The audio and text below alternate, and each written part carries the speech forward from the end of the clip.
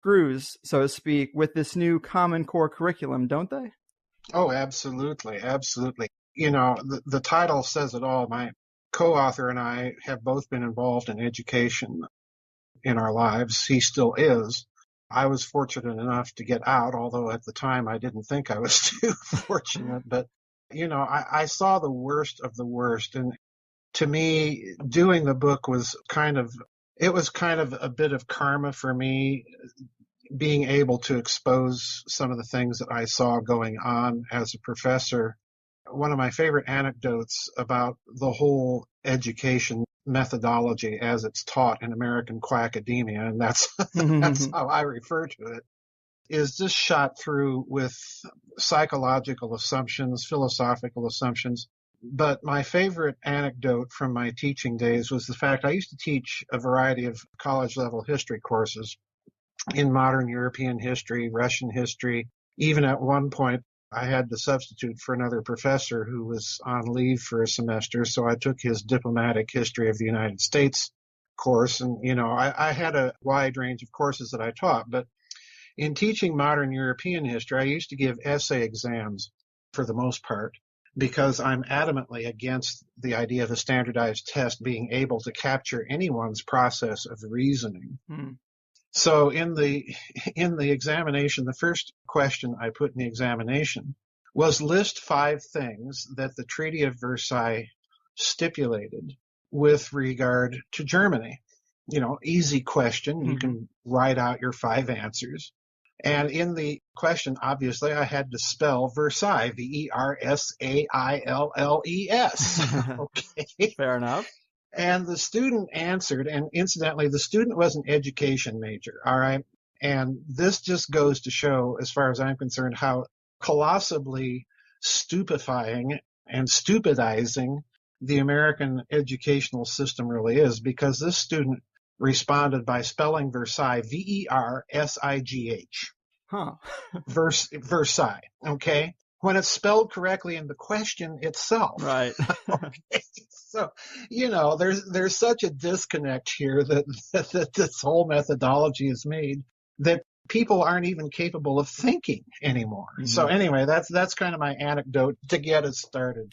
Fair enough. And that really does go hand in hand with what I had as a first question for you, which is early on in the book, you do say that our focus is not so much upon the content or the standards themselves, but rather upon the assessment process and its implicit consequences for parents, students, and the teaching profession. Right. Can you elaborate on that assessment process, why it's so concerning and what it does exactly?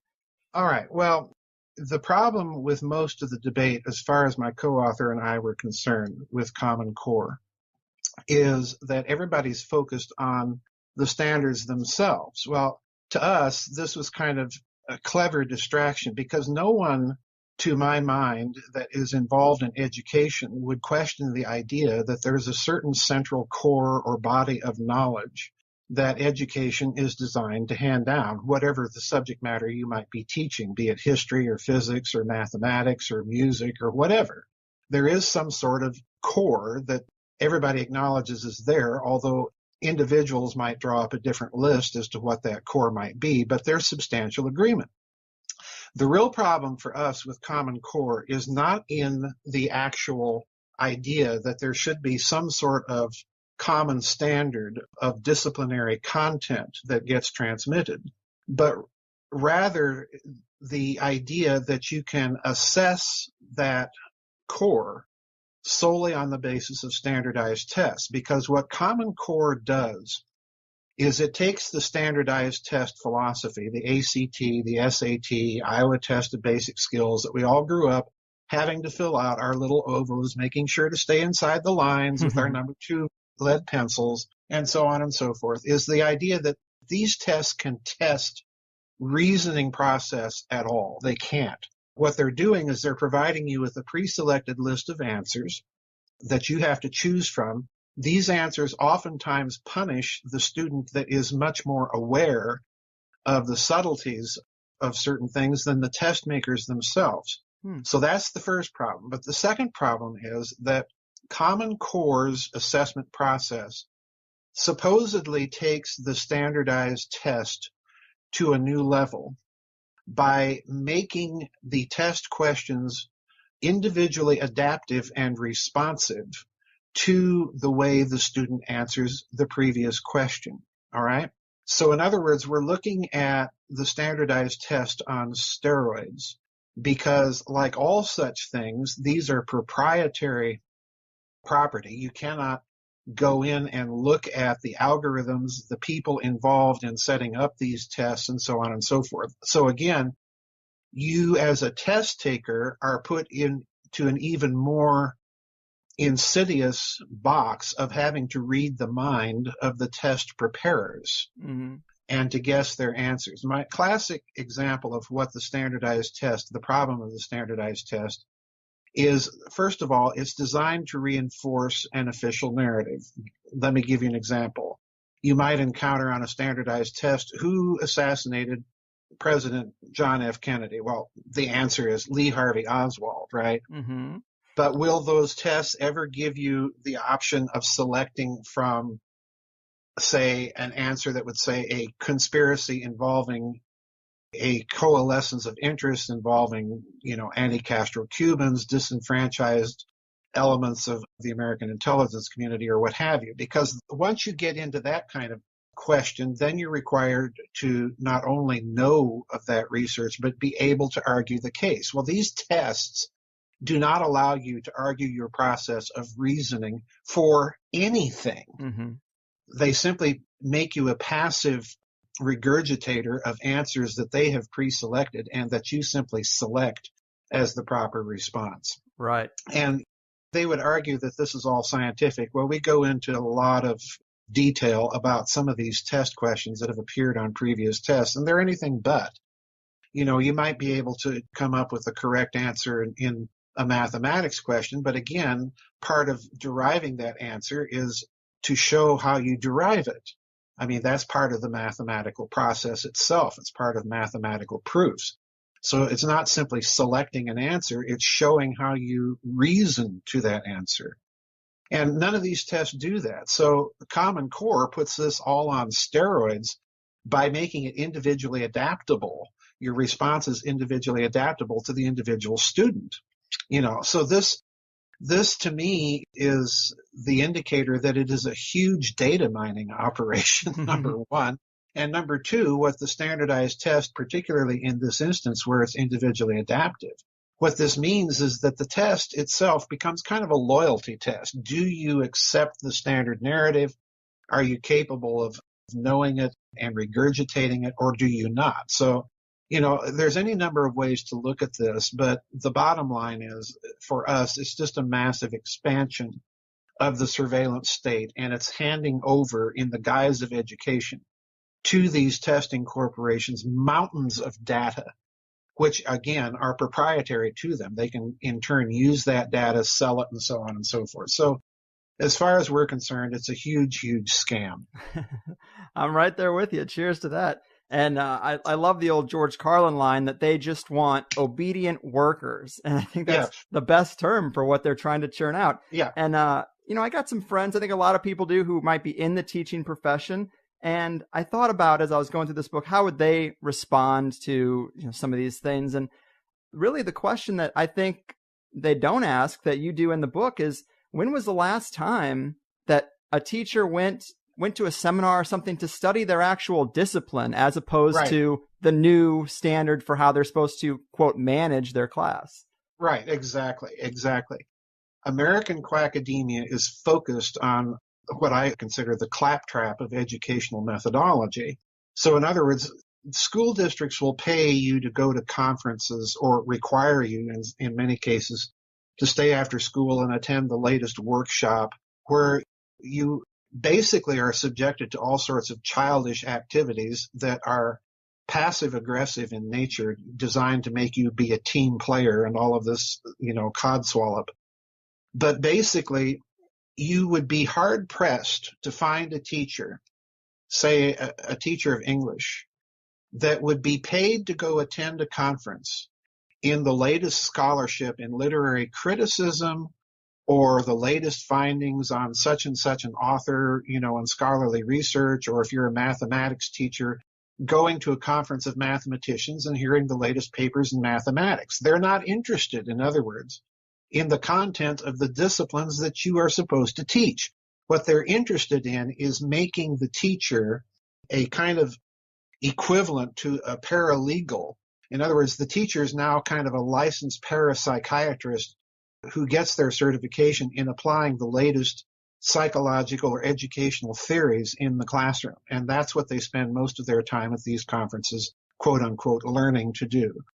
Again, for me, this is a clear sign that American education is failing simply because, an English teacher is there to teach English, not to teach the latest psychological theory. So, this is the other big problem that we're facing with all of this claptrap. There's another thing, since you raised this issue, that we learned about after the book came out. A teacher emailed me and said that she is absolutely refusing to go along with Common Core because it also stipulates a universal kind of lesson plan for the teachers in her school district. Mm-hmm. So in other words, whether or not this teacher's students are ready at a certain time to progress on to the next level of whatever discipline they're supposedly studying, she's mandated to proceed regardless. So in other words, what teacher can teach in an atmosphere like that? This is just another example of the centralization mania that is afflicting this country. And we know that centralization doesn't work for the simple reason that every group of human beings, from elementary school classrooms all the way up to Wall Street, every group of human beings is going to respond differently. So, the whole thing is shot through with all of these assumptions that, as far as we're concerned, just mean that the whole thing is a huge scam. It's not going to fix anything. The only thing it's going to do is make these companies even richer at the public trough. Yeah, well said. And those are pretty telling elements.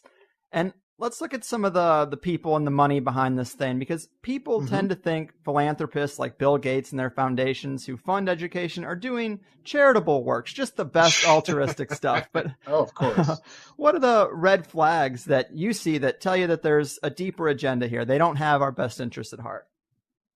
Well, first of all, the idea that these foundations are philanthropic is the first problem. What these foundations are, and we have a chapter in the book about foundations themselves and how they arose and what they really do.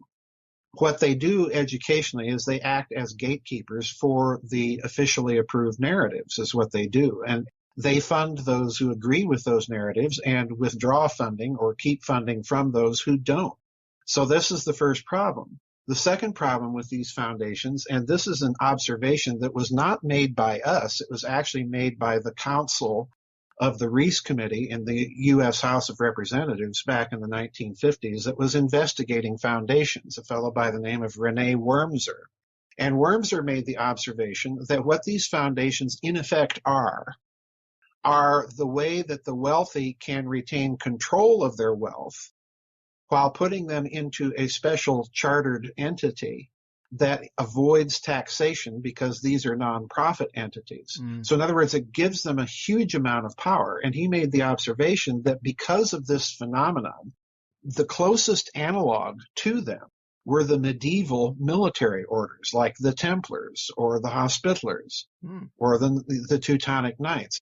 Because what were they? Well, they were essentially tax-exempt charitable foundations that allowed the intergenerational accumulation of capital on the one hand and allowed the people that were members of that order, or in this case foundation, to control the uses of that capital and to drive political agendas.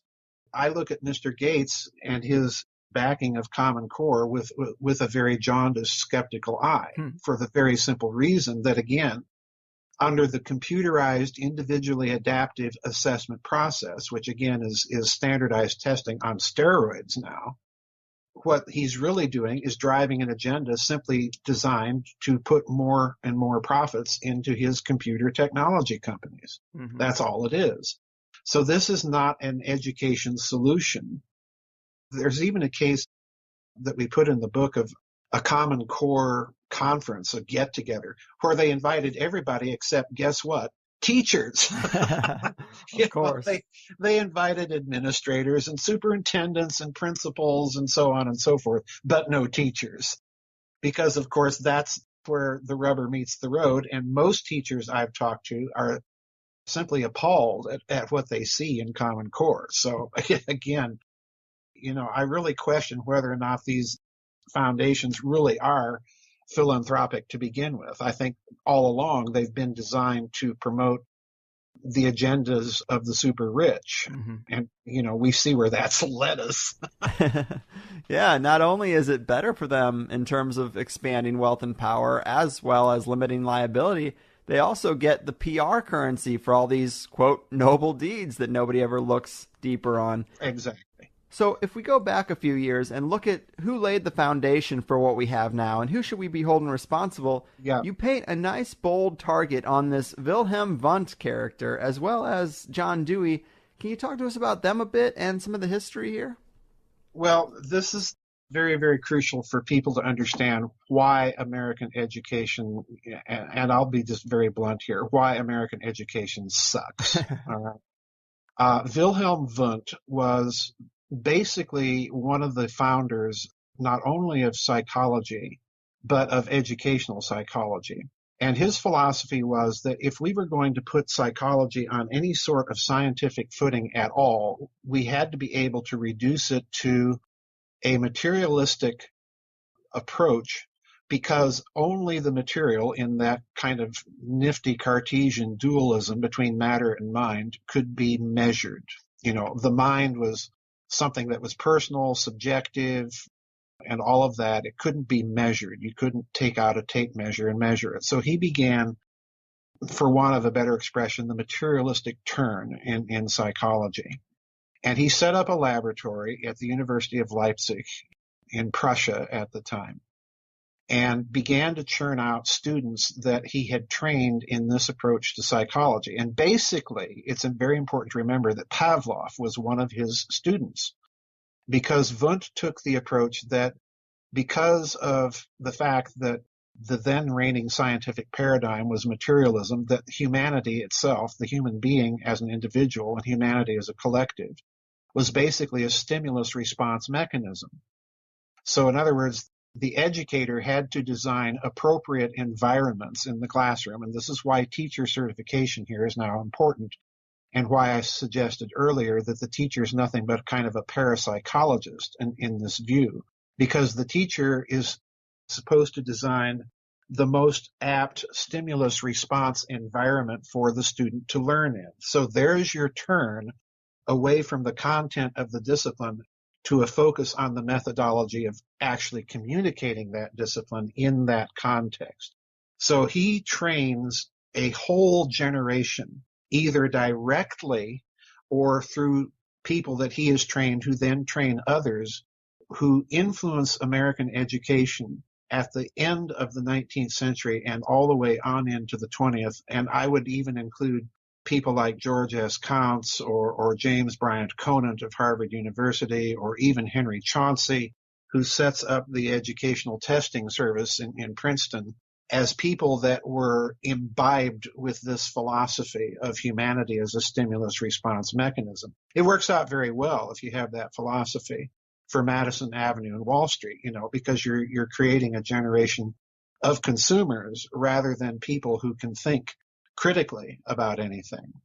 So it's had a huge, huge effect on American education. Now, you mentioned Dewey, but there's a whole host of other people we could mention here. Thorndike, the fellow that I forget what his name was, Abraham Exner, I think was his name, that set up his own kind of progressive education school where he wanted to test some of these ideas, and he called it the Lincoln School to give it a nice patriotic sounding American name. Mm-hmm.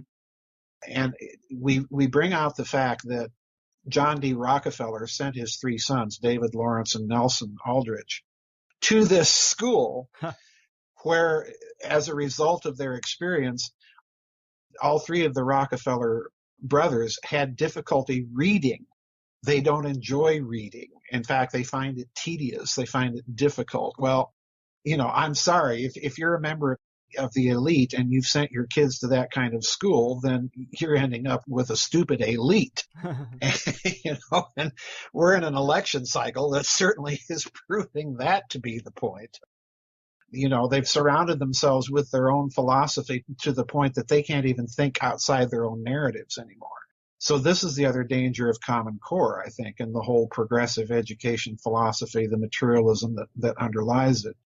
You're basically, to paraphrase C.S. Lewis, you're turning out a whole generation of men without chests. So, in other words, of men without virtues or moral principles or anything like that. And that is, to my mind, that's the crucial component of being able to think critically about anything, about a narrative, and so on and so forth. So it's had a huge effect, this Wilhelm Wundt character. And, the interesting thing here that we have to ask ourselves, Greg, is why would American educators at that time use an example of Prussian education? Now, we're not even just talking, Imperial Wilhelmine Germany here. We're talking Prussian, where the whole philosophy of education under Wundt was we're turning out people to be good and obedient, there's that key word, and loyal products for the state, because the state is all-consuming. The state is all-powerful in the Prussian model.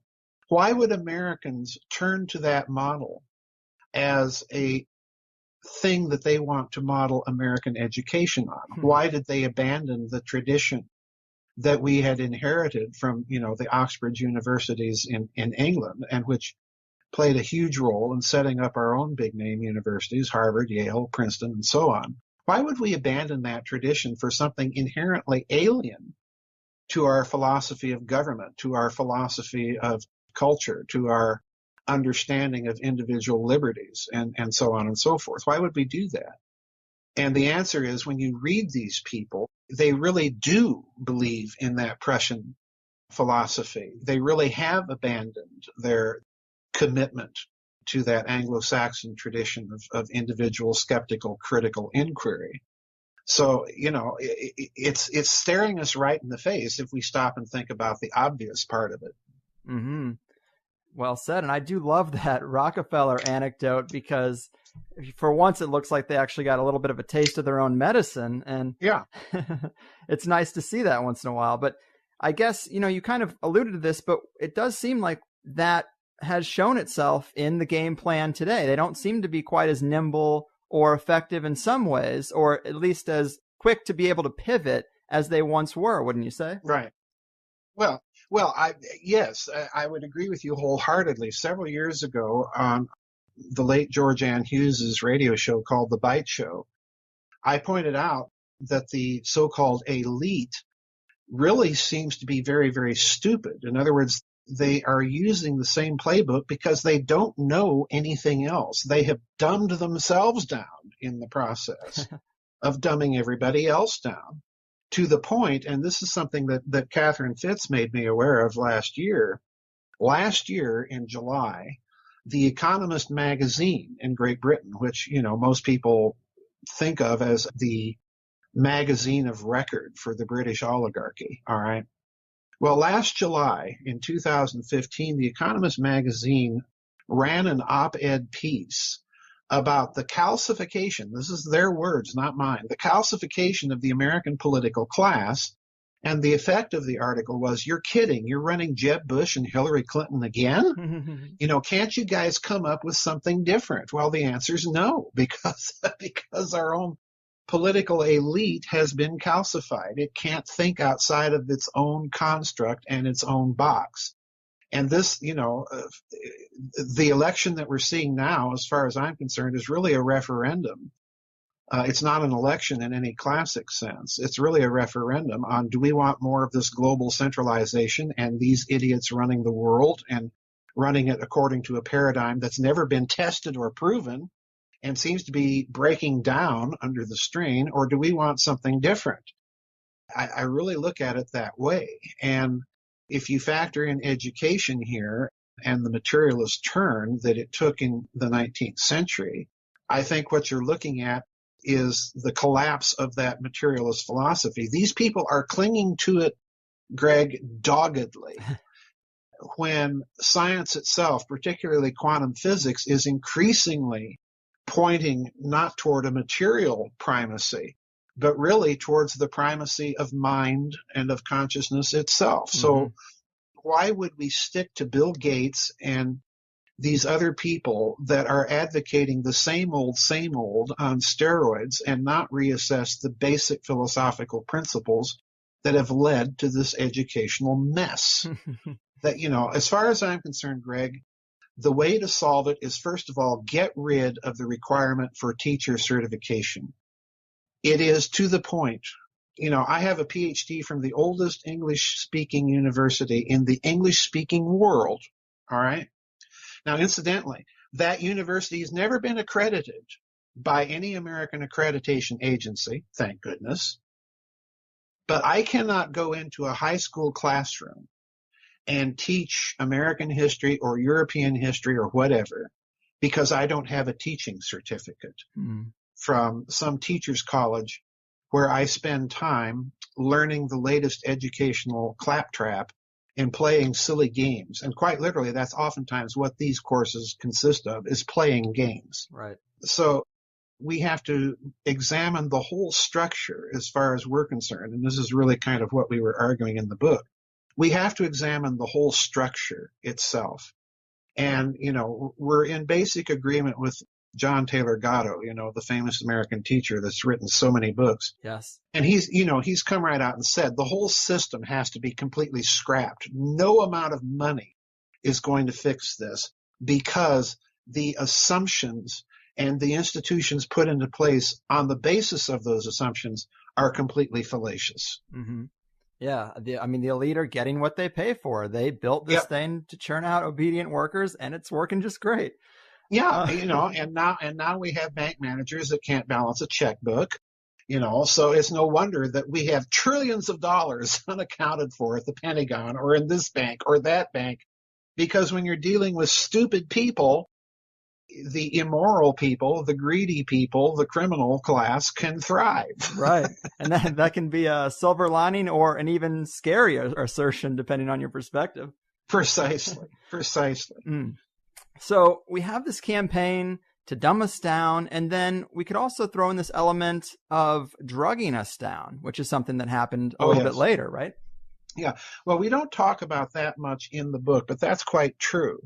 I mean, I have known and dealt with people that are genuinely ADHD, adult attention deficit hyperactivity disorder.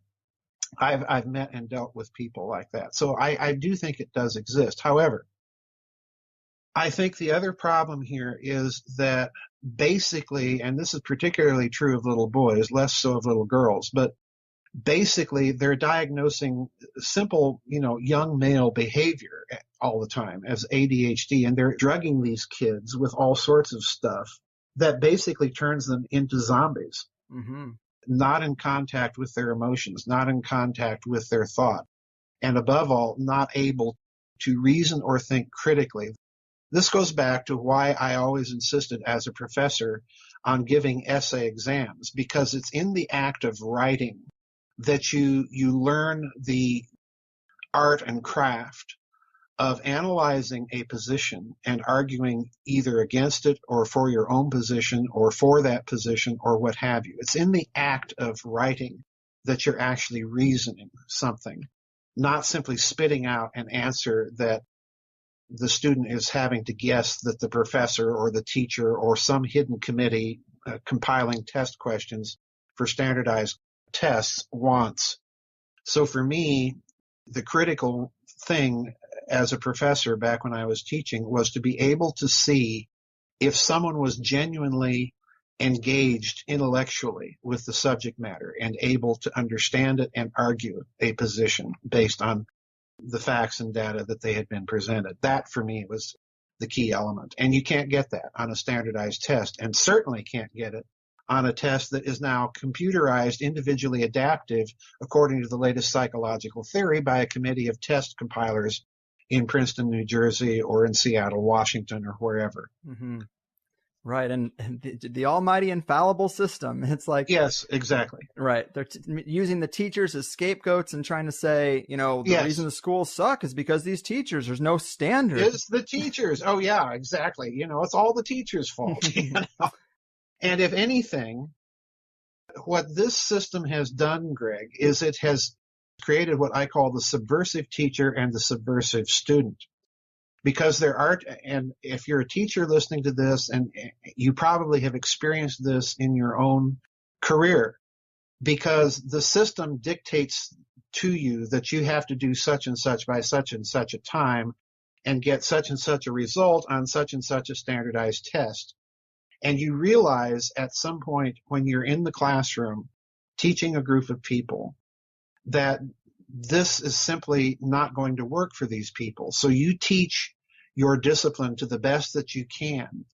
And it's in those subversive moments, usually between classes, that you have with students who are beginning to ask the right kind of questions and question what is going on in the system, that you have those conversations that expose the whole thing. So in other words, you're creating an underground here that is trying to preserve what's left of the Western civilization and its traditions of education by content and discipline and critical reasoning ability. But you're working against a system that is designed not to do that. Mm-hmm. So you're literally creating a black market for these things. And I suspect eventually that's what's going to happen. Right. You're going to have a massive black market of private tutors, of people that can afford it and want their kids to learn something and learn of value. Mm-hmm. And the other thing that this system does, and I'll be quite frank, and I saw this over and over again when I was teaching, the other thing that this system does is it produces waves of boredom, tidal waves, tsunamis of boredom. Right. Because most students are talked to at such a stupid level by the system that they know they're being talked down to. Mm-hmm. I can't tell you how many times I heard when I was a professor, Greg, students would come up to me after the end of a course or something and say something to the effect that you're the first real professor I've had. Huh. Because I insisted at teaching at a genuinely collegiate level and not the dumbed down level that most professors now teach at in this country, because the product that they're getting from the public education system is so colossally stupid. Witness and case in point, the student who can't spell Versailles correctly when I've spelled it correctly in the test question itself. Right, right. They just don't make the connection. Man. Yeah, in terms of the pharmaceutical initiative, that has got to be one of the best things that my parents did for me, was reject those attempts to get me on that Adderall train, because they were there. And I have a note here that seems kind of disjointed, maybe connected to that pharmaceutical initiative, to ask you about the Society for the Investigation of Human Oncology. Oh, my. This might be where some of the deeper nefarious agendas show up, I think. Oh, yeah, absolutely. That was a CIA front back in the 1950s. That was a CIA front for the mind control projects, Project Artichoke, MK Ultra, and things like this, mm-hmm. that was set up. They, in turn, approached the Educational Testing Service, that huge nonprofit conglomerate that squats like, a cancer in the middle of the American education system, founded by Henry Chauncey and kind of wet nursed into existence by James Bryant Conant of Harvard University during the 50s. And of course, the Educational Testing Service is the service that owns the Scholastic Aptitude Test, one of the famous standardized tests in this country. Well, they approached the Educational Testing Service to see if the service could design for them various tests related to personality and so on and so forth. So in other words, whatever the details of this association are, the implication here is that the CIA recognized the power of the tool of standardized testing as a tool of social engineering, and therefore of mind manipulation. Now, I mention that because we point out in the book that this was really the reason that Henry Chauncey wanted to found the Educational Testing Service. He and James Bryant Conant had the idea that, well, we need to create a new kind of aristocracy in this country, an aristocracy of merit.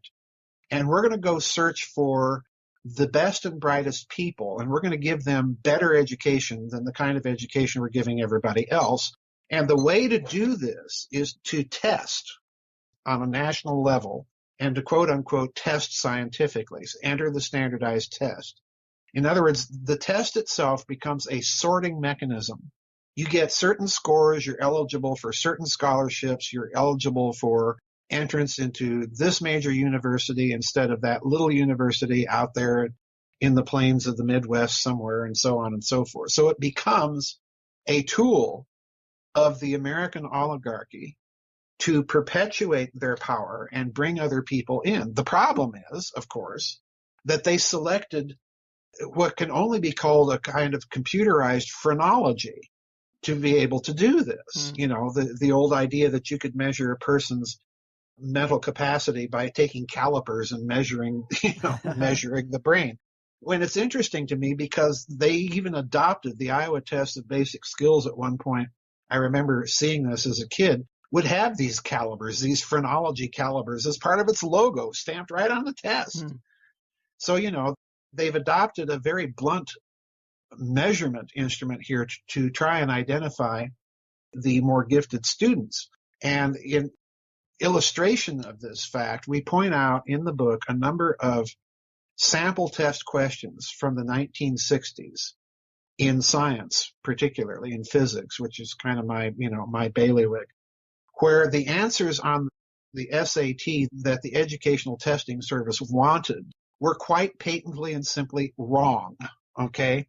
And they were taken to task at the time by a mathematician by the name of Banish Hoffman, who wrote a wonderful book called The Fallacy of Testing, all right? And Hoffman, just to let you know who he was a member of the Institute for Advanced Study. He was a personal friend of Albert Einstein. So this guy is no fly-by-night. And he just absolutely savages the Educational Testing Service on some of these questions. But he points out in one case, he had a student who had taken the SAT and also taken a test, a standardized test, for a National Merit Scholarship, in which the word intentionally appeared in a list of words which they were to identify as being misspelled.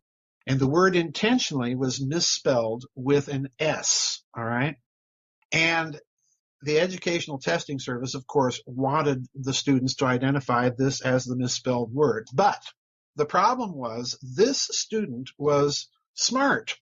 This student had read the works of S.I. Hayakawa on the nature of symbolic logic and so on and so forth, where Hayakawa had intentionally misspelled that word to create a word that had a very specific technical meaning.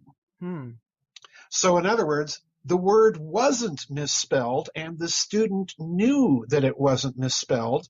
He just knew more than the test preparers at the Educational Testing Service. Wow. Yeah, you see, so this is the problem.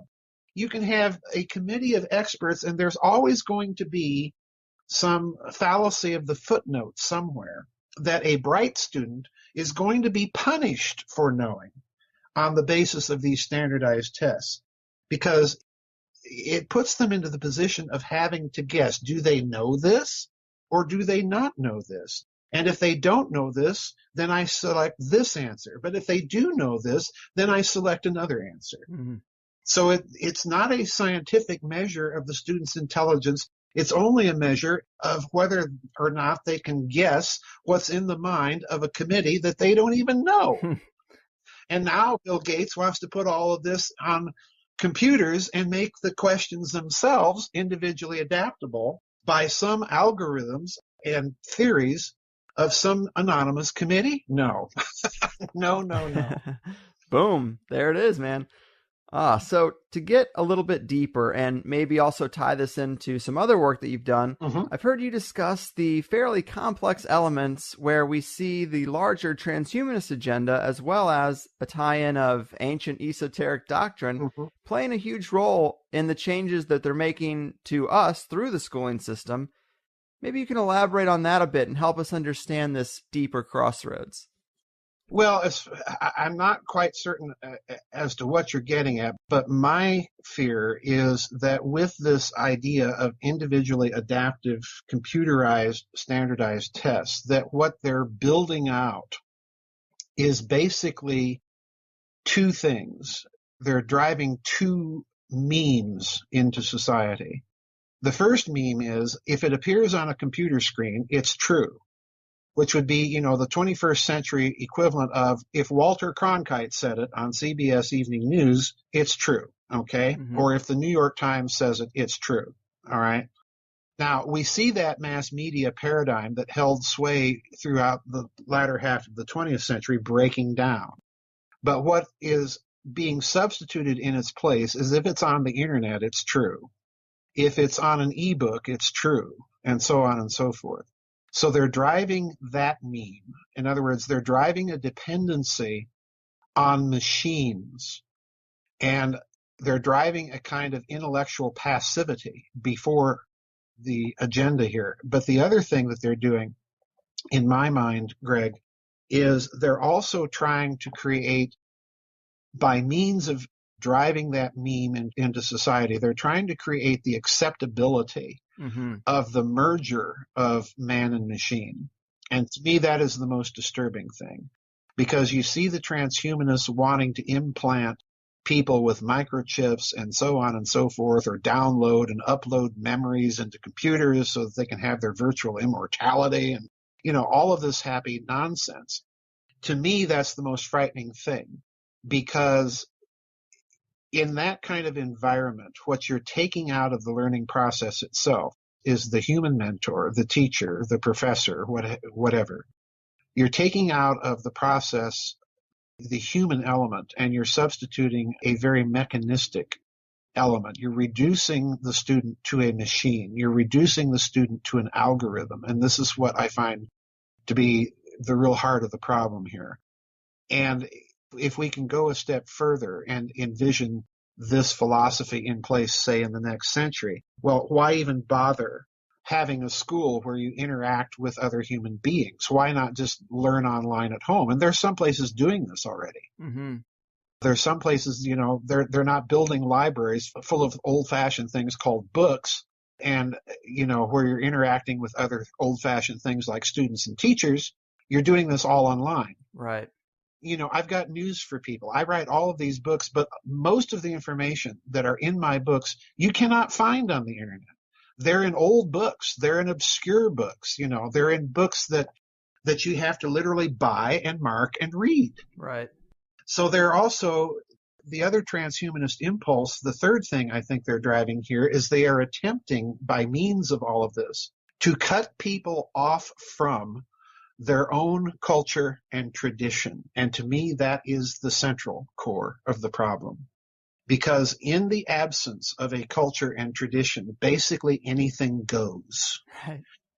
Yeah, well said. Those definitely are major problems. And, those old physical books can't be changed the way digital Kindle books can. Bingo, bingo, bingo. Yeah. I tell people all the time, Greg, that the only canonical version, in other words, the only authoritative version of my books, is the printed hard copy. It is not I format my books myself on my computer to look a certain way on the page. Mm-hmm. And that's all eradicated on an ebook. And more importantly, on an ebook, if you're using that as your source, what page do you cite? What's the page number that it's on? Right. It changes everything. Mm-hmm. And I was taught when you're citing things, you cite as specifically as possible. So this is the other thing that they're doing in American education. I've ranted and raved on this a lot. The standards now for citation of a text, the so-called MLA or AP style manuals would not have been acceptable when I was going to public school as an accurate citation. When I cite, it's the author, it's the publisher, it's the place of publication, it was the year that it's published, the edition if it's there, and the precise page on which you can find either the point I'm referencing or the quotation I'm using. But modern methods of citation, oftentimes, particularly in education departments, believe it or not, don't require you to cite the page. You simply cite the author and the year, and then you have to flip back to the biography, and there you find, lo and behold, you're citing a 500-page book and just telling the poor person on the other end, go read this 500-page book. It's in there somewhere. To me, this is, if I were to have received or submitted a paper like that when I was in high school, guess what grade I would have received for it? Not a good one. Not a good one. Mrs. Connors in my World Lit class in Lincoln Senior High School in Sioux Falls, South Dakota, would have handed that paper back to me with a great big red letter F. And rightly so. But this is how the standards have changed. Right. Since I was going to school to what's happening now. Students aren't even aware of the fact that what they're being taught in terms of citations itself is slipshod. They're not even aware that there was another method that demanded extreme accuracy from citation. And the reason it demanded it is that's just common courtesy. Yeah, we're devolving on all sides, man. It's yes, a sad thing to see. Yes, we are. So another note I had here about where this might tie into, I guess, potentially the elite belief systems is that they want to reverse the stages of esoteric man or the levels of Adam and return to androgyny. Yes. Can you get into that a little bit? Well, that's not something we actually covered in the Common Core book, right. But I had a co-author in a book. His name is Dr. Scott DeHart. He's also in education. And we wrote a book called Transhumanism, and the subtitle is A Grimoire of Alchemical Agendas, because there's a basic kind of esoteric doctrine of mankind that you find in various esoteric systems. And we kind of had to boil it all down. But basically, there's 4 stages of the devolution of man. And this is very important for people to understand. The ancient cosmological system, as opposed to the modern one, was not a system of evolution, but of devolution. All right. Evolution assumes, eternal upward progress, the survival of the fittest, and so on and so forth. Devolution assumes that we were once much higher in terms of our intellectual and moral capacity than we are now. So there were essentially 4 stages in that conceptual scaffolding for the devolution of man. At the top and most advanced stage, there was this idea of the androgyne. In other words, mankind in his truest form combined both sexes into kind of a chimerical creature. Mm-hmm. And then mankind begins to fall, so to speak, into materiality. And during that fall, of course, the sexes become divided. So the next lower stage would be mineral man, the fall into inert matter. And then the next stage lower than that would be vegetable man. And then the lowest stage would be animal man, which is what we are now. All right. So you have in that ancient cosmological view, if you look at it carefully, there are certain features of it that resemble the modern one, in that there's a kind of immaterial pre-existence. And then you have the beginning of inert matter. Then you have the appearance of simple life in the form of vegetative life. And then you have the emergence of more complex life. So in that sense, it does resemble the modern cosmology. But if you look carefully at some of the esoteric doctrines, and in particular alchemy, what you see is an attempt to reascend the ladder and to go back up to the state of androgyny, which is the highest expression of man. Well, I suspect, although I want to stress here, Greg, I have no evidence for this, but I suspect that what lurks behind the drive of so many people in the progressive movement in various countries is that there's a solid core of people who have a very different agenda from what they're telling people publicly, and that what they're trying to do is to socially engineer society in order to reach back and achieve that state of androgynous consciousness. I think this is what's driving this war against the sexes, be it male or female. I note I said sexes, not gender. That's another little fast switcheroo that they've played on us. You know, I remember filling out forms when I was a kid. What's your sex? Are you male or female? But now it's gender, and gender is a linguistic property. It's not a sexual one. You know, there's genders in the inflected languages like Greek or Latin or Russian or German or Spanish or French and so on. Sexuality is very, very different. So they're pulling a kind of a fast one with this gender agenda, because what they're trying to do, in my opinion, is engineer a kind of sex-free, or to put it even more accurately, androgynous consciousness. And that I find very, very disturbing, because once you get people to accept this and get them living in a world of linguistic virtual reality rather than in the real world, then you've severed people away from a mooring that can anchor them in reality, and you're creating a situation where almost anything goes. This to me is very, very disturbing. You see it almost everywhere now. And to me, sexuality is one of those things that grounds you in reality. In fact, it's probably the thing that grounds you in reality. So I find that whole agenda very, very, don't take me wrong here. I'm not against gay people or transgendered people or anything like that. That's not what I'm saying. I'm saying that this linguistic agenda of theirs is ultimately going to hurt everybody, no matter where you fall on the sexual spectrum. That's my point. It's a linguistic agenda. It's a creation of a kind of virtual reality that benefits no one in the long run. Yeah, man. Well said. And that high octane speculation, that kind of stuff, that is the sweet spot for me. It's a bit over my head at times, but so interesting. And I like the way you break that stuff down.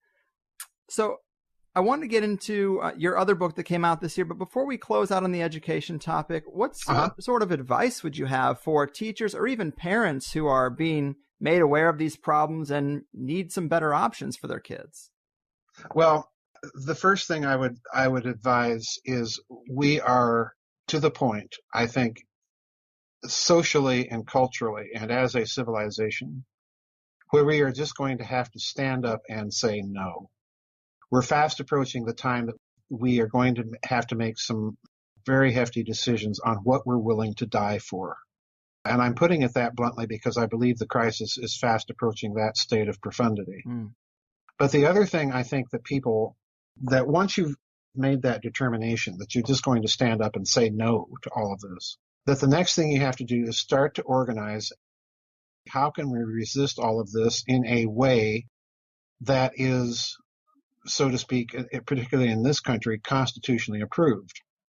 And the way I would suggest is that individual states now need to appoint special attorneys, prosecutors, or whatever you wish to call them, that will on the basis of 10th and 14th Amendment and so on and so forth, assert the right of state sovereignty against federal mandates.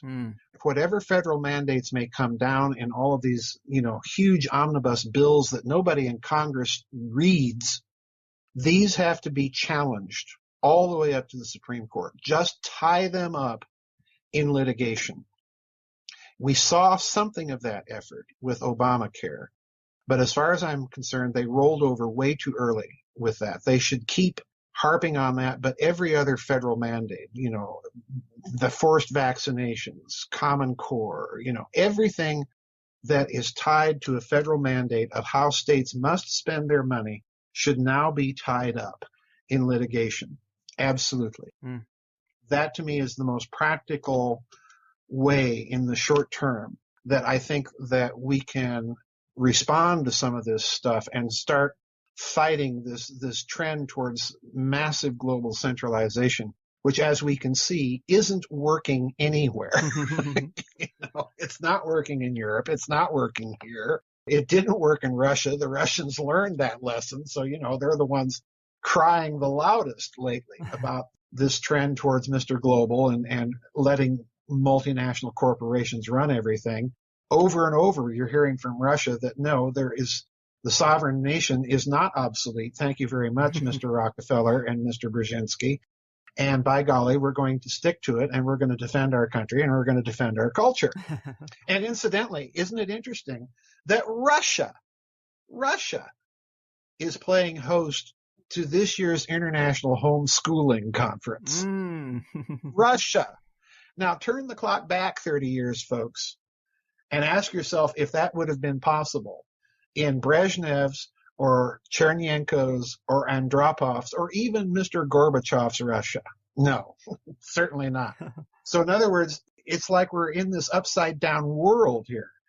The United States is looking progressively more and more like the United Socialist States of America, the USSA, and Russia, they even proudly display the Romanov eagle on their flags half the time.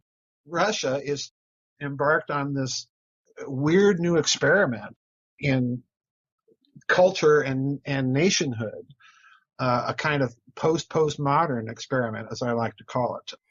So, we're just looking at this huge inversion that's taken place. Yeah, you're right. It does seem quite backwards. I mean, the whole schooling system does, and it seems like we're going to have to resort to handing out those secret passwords to the underground educational speakeasies before too long. Well, oh yes, I definitely think, Greg, I definitely think that's coming. Oh no. Already homeschooling has grown in this country enormously in the past few years. I think what's going to happen eventually is that those teachers in the I met a teacher just 3 weeks ago, Greg, that told me that she quit teaching because she just could not stand Common Core because she had to conform to a lesson plan schedule that she hadn't even made for her own students. Now, when, tell me that you can centralize things to that point. So what happens is you're driving out the good teachers from the education system, and trust me, eventually the people that can afford it are going to start picking up those teachers, and you're going to see a collapse of the system simply due to market pressures. Because this system that we have now, that we've erected since, the turn of the late 19th century, this system isn't working.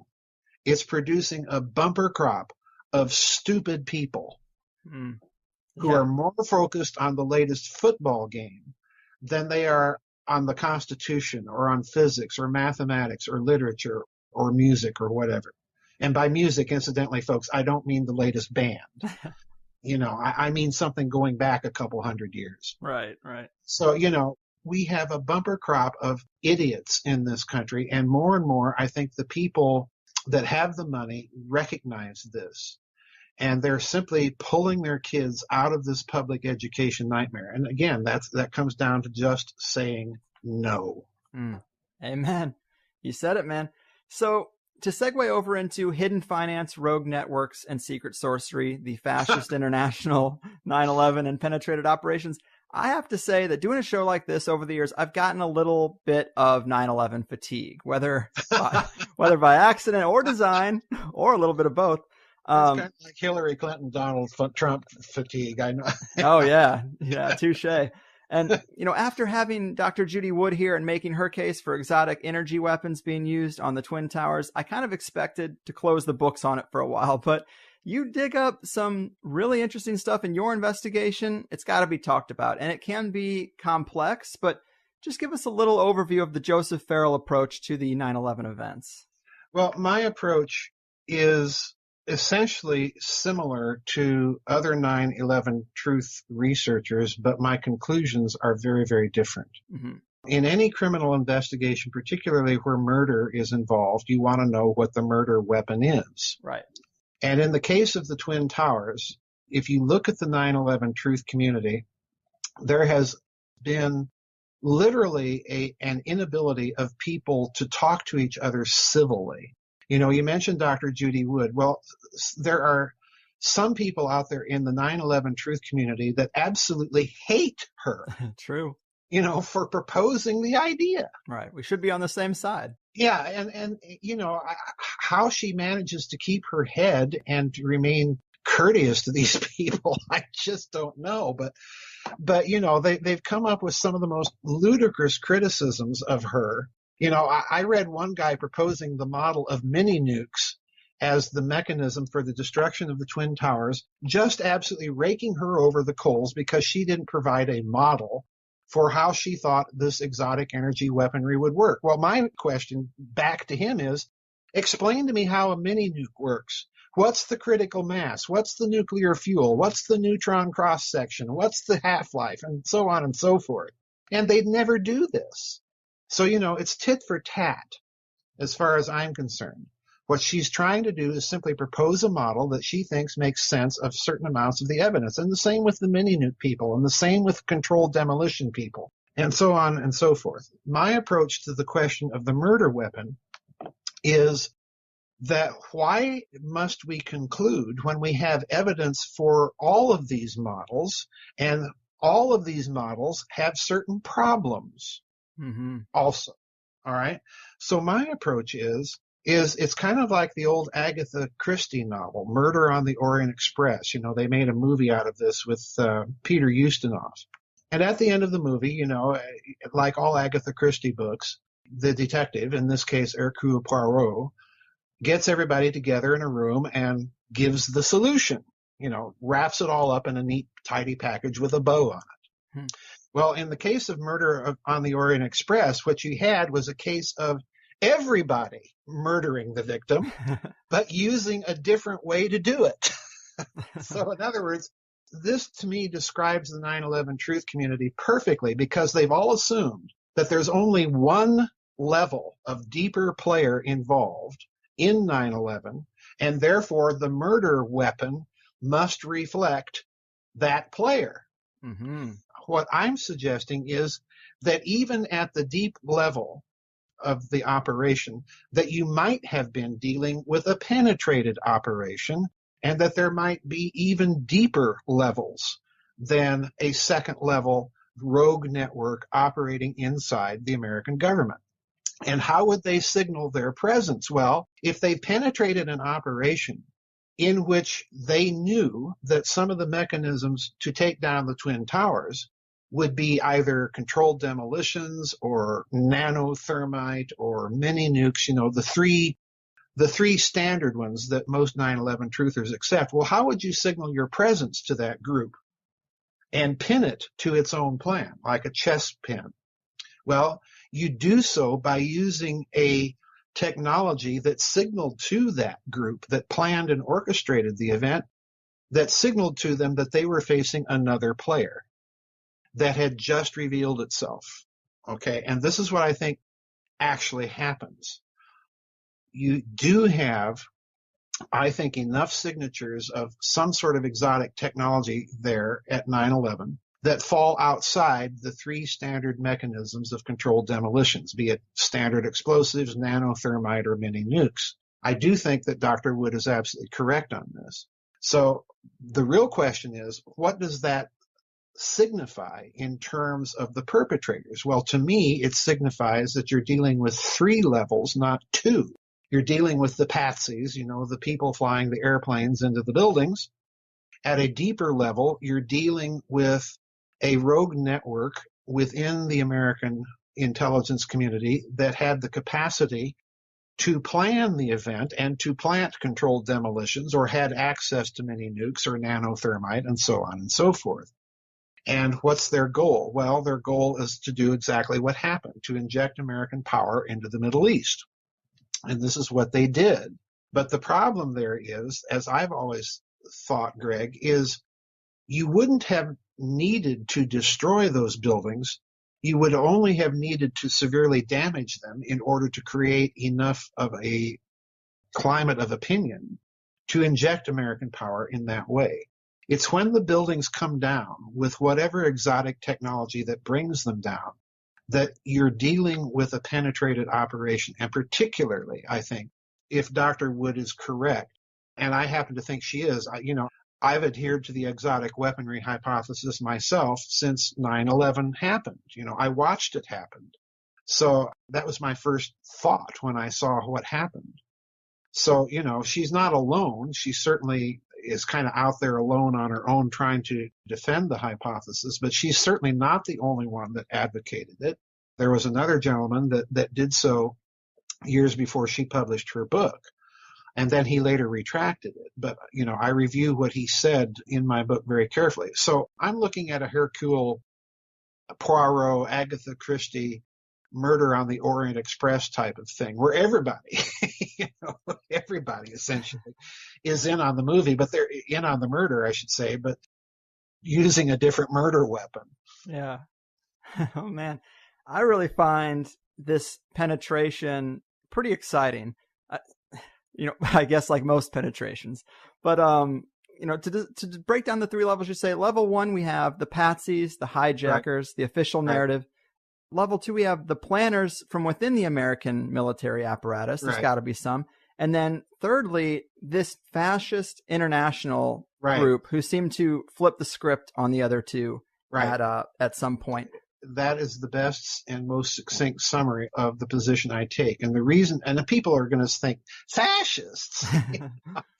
They're going to think, well, what in the name of sense is he talking about? Well, in researching the 9/11 phenomenon, I noticed something that, again, just mystifies me that the 9/11 truth community researchers don't pursue. I found this in doing the JFK book. Right. Whenever they're confronted with a mysterious fascist connection, what do? They don't investigate. So let's look at what that connection is. And most people, when I found this, Greg, my jaw, I literally was sitting here in my place. No one else is in the room, and I just said out loud, "You're kidding me." And I dug a little deeper, and I thought, again, you've got to be kidding me, So I'm just putting out there what I've found, all right? Let's begin with what happens after 9/11 when the 9/11 truth community goes into full skepticism mode of the official narrative. One of the first things that they find, a fellow by the name of Douglas Hopsicker did a book called Terrorland. All right. It's all about the flight school that Muhammad Atta and some of his cohorts attended in Venice, Florida. All right. Okay. And he found, first of all, a quotation by the then British Prime Minister Tony Blair, where Blair said that Al Qaeda is nothing but a global network. Okay. Now, global network implies something right off the bat. Number 1, financing. Number 2, organization. And number 3, deep, deep connections. Right. So who could that be? Now, when he says network, he could have said power, but he doesn't say anything to indicate that it's a particular nation involved, be it the Saudis, the Israelis, the Russians, the United States, nobody. He just says network. So I dig a little further, and I find an interesting quotation by a Russian economist by the name of Dr. Tatiana Koryagina that appeared in Pravda. Jim Mars dug this one up. And she stated, and this was approximately, I think, a couple of months before 9/11, and again, my memory is a little foggy. It may have been a couple months after, but in any case, within the window.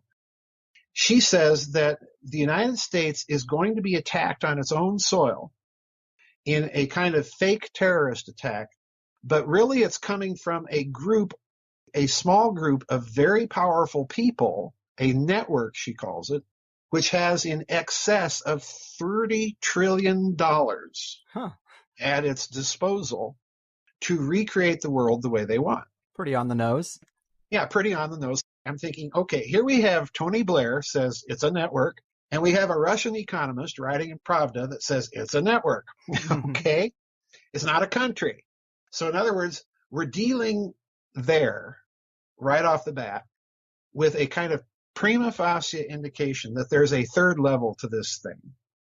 that exceeds any particular nation state player, including rogue groups within American intelligence. Now, they can certainly be connected to that third network. We're going to get to that. So I'm reading Daniel Hopsicker's book called Murder in Terrorland or something. I forget the exact title of the book right off the top of my head. Excellent book. Hopsicker goes down and he investigates the flight school in Venice, Florida. And he investigates none other than Mohammed Atta. Okay? And he points out something that floored me. He points out that most of Mohammed Atta's friends that would come to visit him weren't Arabs. They were people with names like Jürgen, Hans, Wolfgang, and so on. So, my suspicion needle immediately begins to creep into the yellow zone. So I do a little more digging, and you discover that Mohammed Atta comes to this country from, guess where? He comes to this country from Hamburg, Germany, where he had been living for a number of years with an unnamed, and nobody to my knowledge to this date has named this German couple, in a middle-class neighborhood in Hamburg, Germany. Dig a little further. You find that Mohammed Atta was recruited by, again, an anonymous German couple when he was in Cairo. Well, recruited for what? And why Germans? Why not the Muslim Brotherhood? Why not, the Saudis and the Wahhabis? Why not Hamas? Why not Hezbollah? But no, Germans. Okay. Now, to me, right there, Greg, what this should have sparked in the 9/11 truth community was a tremendous amount of curiosity. Why is that connection there? And why has nobody investigated it? Well, I'll tell you why they probably did do a little investigating, but were a little hesitant to go there. Dig a little further into Mohammed Atta, and you discover that during his years in Germany, he was sponsored by a society called the Karl Duisberg Gesellschaft. And when I found that, Greg, the suspicion needle went from yellow to red. Right. Okay, on my suspicion meter. Because Karl Duisberg was one of the founding members. He was the head of Bayer during World War I. Okay, that should tell you what this guy is. He becomes a founding member of IG Farben and sits on the board. Okay, now, this means that Mohammed Atta is being sponsored in Germany by a society named for one of the founders of IG Farben. So my suspicion meter goes a little further into the red zone. It's got to, yeah. Yeah, it's got to, And you dig into the Karl Duisberg Society and you find, oh, it's a wonderful society sponsored by people like Bill Clinton and Henry Kissinger and, all these big German industrialists and so on and so forth. So we have a society sponsoring Mohammed Atta named after an IG Farben founding member that's connected to all of these, let's be honest here, globalists, all right? So I dig a little further. I find out that there's a banker involved in all of this by the name of Francois Genoud, Genoud. He is a Swiss-French banker. He was the banker of record for the estates of Adolf Hitler, for Joseph Goebbels. He handled all the Nazi accounts in Switzerland during and after, that's a huge clue, after the war. And oh, looky, he has ties to this post-war Nazi International I've been talking about. And oh, looky, he just happens to be the bankroller for a number of international terrorist groups. And oh, looky, he just happens to be the banker for, guess who? The Bin Laden family. Of course. That connected them to, guess what? Deutsche Bank. Okay. So in other words, I'm looking at all of this, Greg, and I'm seeing this suspicious German connection here that nobody, and I mean that quite literally, that nobody, to my knowledge, has ever brought up in connection with this unnamed global network that Tony Blair and Tatiana Koryagina suggested. And the problem here is, whether we like it or not, when we're dealing with Francois Genoux, we're dealing with a man who lived on up into the 1990s.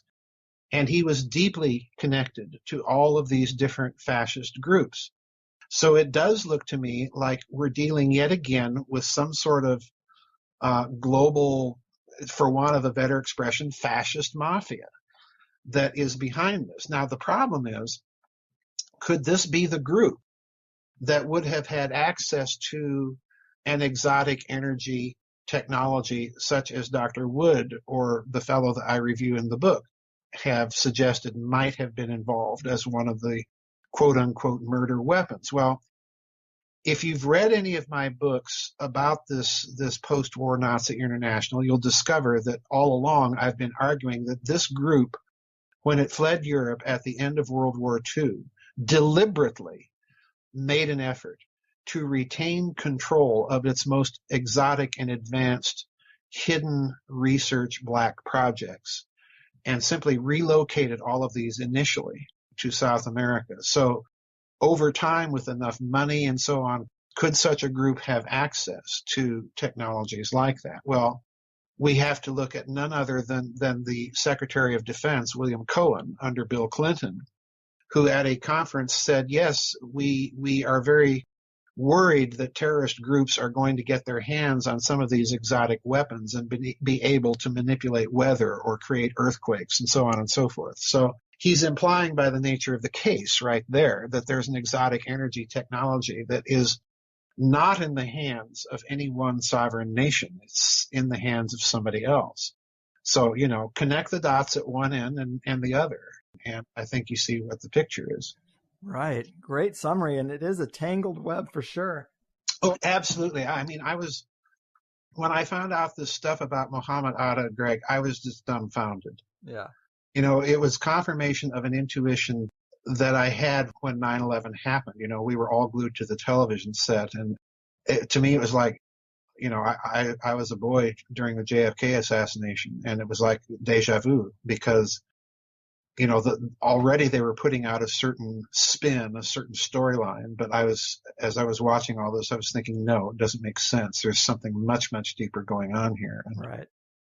The other aspects of 9/11 only seem to confirm this. Webster Tarpley, for a number of years, and I think quite rightly, has been arguing that 9/11 has aspects of a coup d'etat, if you look closely. Yes. And that, a narrowly avoided coup d'etat. Mm-hmm. And, coupled with this Mohammed Atta connection to, IG Farben societies and international bankers with ties to the Saudis and the Bin Ladens, everything else, it's a very, very murky picture. So, yeah, 9/11, I was kind of like you, Greg, when I decided to write the book.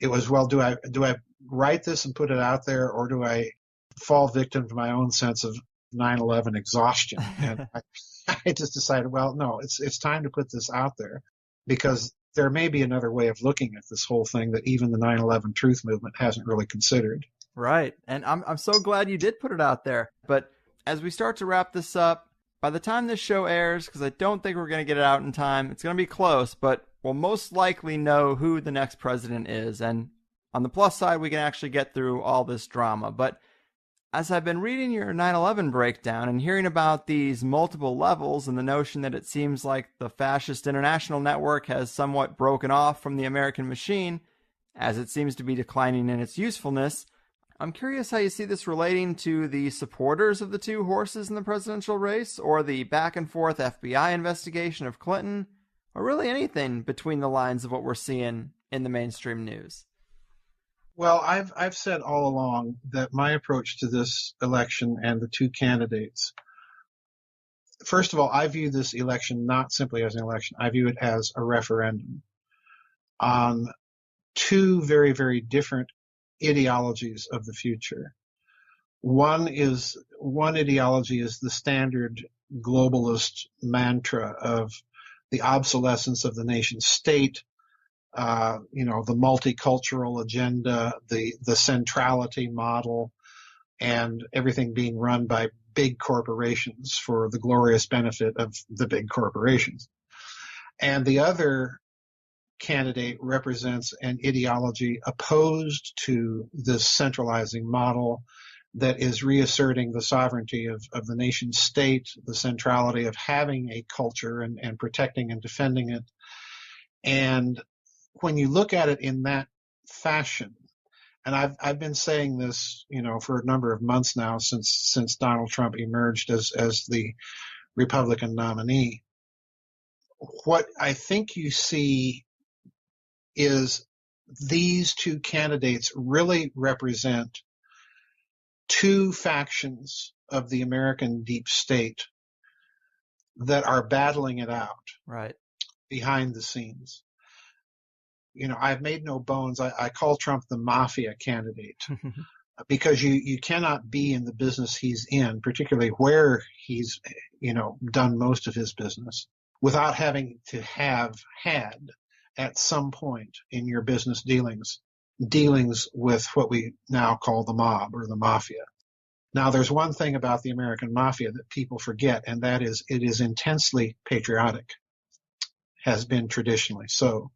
And he, therefore, to me, represents that segment of the American deep state that's looked at these globalists and neocons and seen nothing but a track record of disaster. And particularly in the mafia's case, with Obamacare and everything else, so gutting the leisure capital of the middle class. This is cut very, very heavily into the casino business. If you go out to Vegas and places like that, business is dramatically down from where it used to be. So he represents, a segment of that economic interest that is looking at this track record and seeing things are not going the way that they should.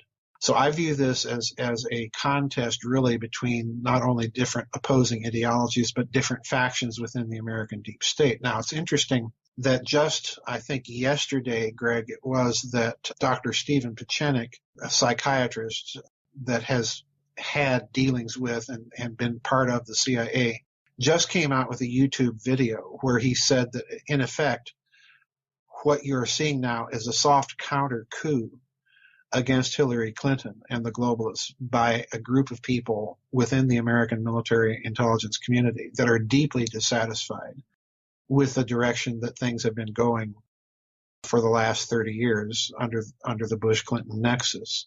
And again, that plays very well to what I said earlier about the Economist magazine op-ed piece about the British, looking at this election back in 2015 and seeing nothing but the calcification of the American political class and no new solutions, just the same old, and more of it. And, I think the Brexit vote, in a certain sense, was the British deep state taking stock of where this is all going and deciding, we want out of it and we're going to go a different direction. So there's a lot riding on this election. There's much more going on here, I think, than meets the eye behind the scenes. And to put the icing on the cake for that analysis, I began to get very, very, I won't say suspicious, but in a certain sense to have this kind of analysis confirmed by the way Donald Trump dealt with Jeb Bush and dealt with Senator Cruz. Because you'll recall during the Republican primary season, he came out as they were debating with that statement against Jeb Bush, where he actually succeeded in injecting part of the 9/11 truth narrative into the political debate, by questioning the Bush family's potential role in it. Yeah.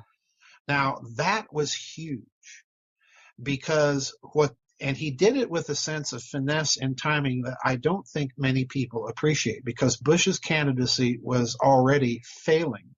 And that just injected the final coup de grace, and Bush dropped out within days of that remark. Huh.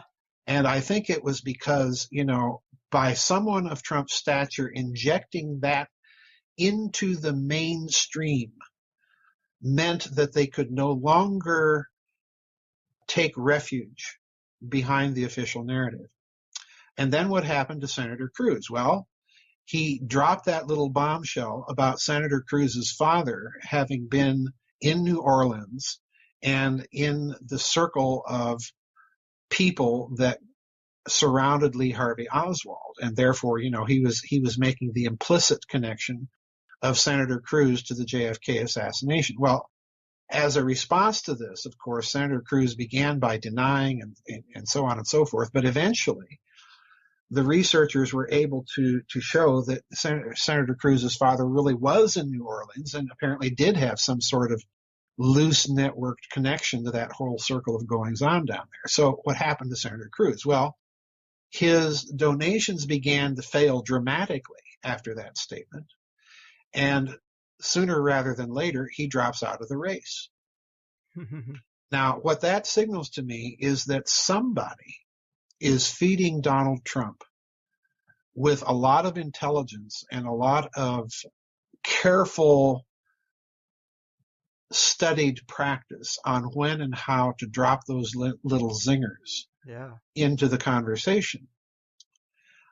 Besides the fact that I strongly suspect that Trump himself is an individual that would be inclined to question official narratives and read things on his own. So I think this is coming from a twofold source within the Trump campaign. I think he's being fed intelligence and he's being carefully steered as to how and when he drops these little zingers into the conversation. Mm-hmm.